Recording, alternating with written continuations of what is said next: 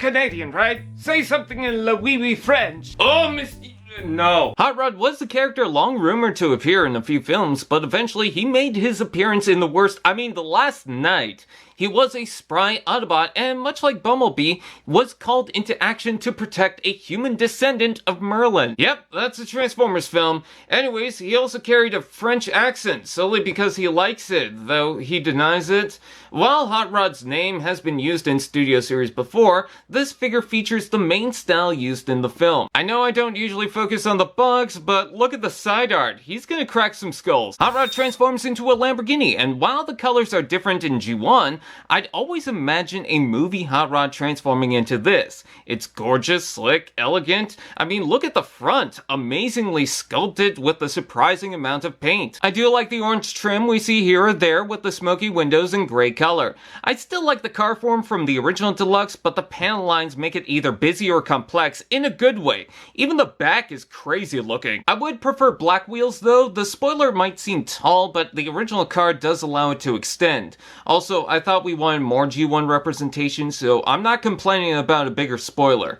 Rolls well, and the gun can be stored on the side. This is a nice, slick, and iconic car to make into a figure, and I'm glad it's not another Lockdown rework, but his own figure. Say what you want, but this is amazing. Robot mode. Wee.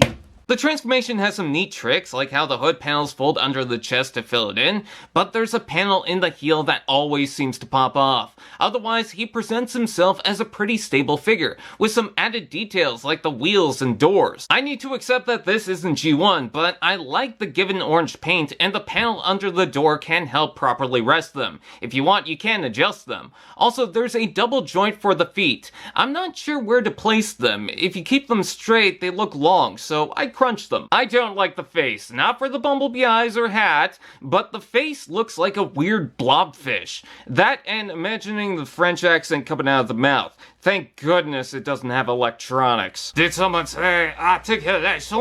Ball joint at head, shoulder hinge, ball joint, rotation below, elbow bend, wrist rotation, waist rotation, ball joint, hips rotation below, knee bend, foot joint again, and ball joint. Posability is pretty good, though you do need to note that the clearance on the wheels can affect the knee bend. There's some give to allow it to pass though. Let's take a look at the accessory. So not only does this look better and more defined compared to that Lockdown remold, but he has a weapon. It's the infamous Stop the Time gun that is made to fit the hand panel. Really awesome. I can freeze tomatoes to last longer. Despite my distaste for the film and even some of the major design cues and quirks in that movie, I think they did a pretty good job. The design is pleasant and simple enough to enjoy if you're into this thing. It doesn't suddenly fix my issues, but none of that is the toy's fault. The transformation has some interesting techniques, and the actual figure itself is pretty sturdy. So if you're into that, I think you might have a blast with it. Wee or snails or something.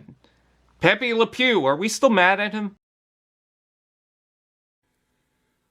Allspark TV. Now that's just prime.